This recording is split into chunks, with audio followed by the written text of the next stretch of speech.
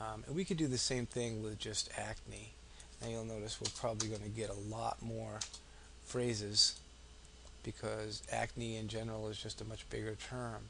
But if we're looking at acne treatments, we're going to be much more focused in on our target market of the things we really want to do or selling an acne treatments.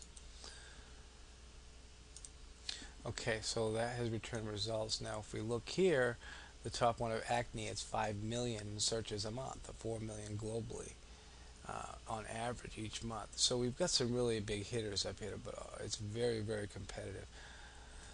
Excuse me. So I'm saying here now, I'm not saying we can never grab that keyword, but it would just take us a lot of work. So what we want to do is to try to get some money coming in first. So again, we can pull in a bunch of these keywords and stuff like that, and add them to our spreadsheet. And those are the ones we get from Google. Another way we can get keywords is if we go back to Google's homepage, and let's take, for instance, we take that same keyword that we want to use, acne treatments, and we do a search on it. Now we look and see who's in the top places right here. Here's the #1 domain right here. What we can do is we can copy that domain name and we go to this website here called SEMrush. Now I'm a paid member of this, but they also have a free version too. If you enter that domain in this space up here, enter the domain. Remember, we're looking at the top one. We can do this with the numbers 2s, 3s, and 4s too. But again, what we're looking for is the keyword ideas. So we can look and see what these folks here are focusing on, what they think are important.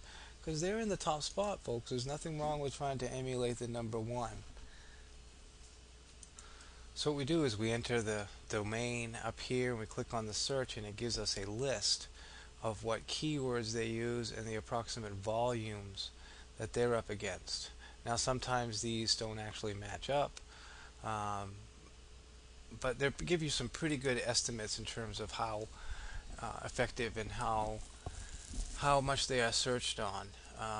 Now I'm going to get a full report here because I have the paid version, but with the non-paid version they'll give you the top 10. Now notice these are the positions that it sees that it shows up on these keywords here. It shows their approximate search volume, the percentage of their traffic, and some pay-per-click costs things over here in the competition ratios that they use. But what we're really concerned with is the whoops, if I can copy this way,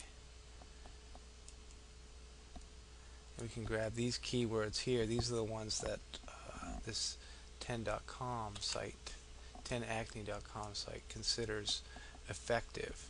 So we'll grab those also, and we'll pop them into our spreadsheet. And then what we're going to do is we'll go offline for a bit and do some cleanups, and we'll come back and do a little analysis. So I'm going to pause this for a moment and clean up this spreadsheet. Okay, so what I've done here is just a quick cleanup of just a few of the keywords, just to give you an idea of what we're looking at and how we can create our keywords. We can get our lists.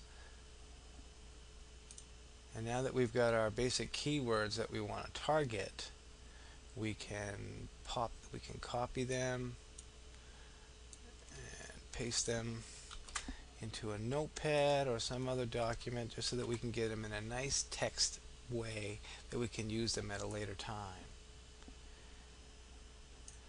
If we go back to our Excel spreadsheet, we can check our keyword search volumes and things like that, and then we can make some decisions as to which keywords we want to focus on, which ones are good, which ones are bad, which ones fit our genres, and we can actually break them down into categories. Like we've got several different that are treatments, several that are product listed, some are for skins, some are for cream, and if we wanted to, we could break them out into separate areas now, so that we could write articles about creams, we could write articles about treatments, and we could write articles about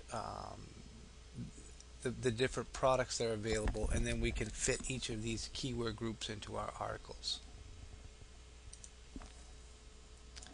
And then once we have them into WordPad, we can go ahead and actually put them into the format that our article spinners will use, so that we can use them in our URLs. We just separate them by the pipes into whatever groups we want. Now these groups aren't accurate, but then we can add our URLs afterwards in our article spinners if we wanted to do them in our resource boxes or in our content, or whichever place we're going to use them at. And that's the basics of getting our keyword groups together. In a later tutorial, we'll talk about actually working these into URLs and how to do deep linking and things like that. But for now, this is the end of this video, and have a great night, and God bless you.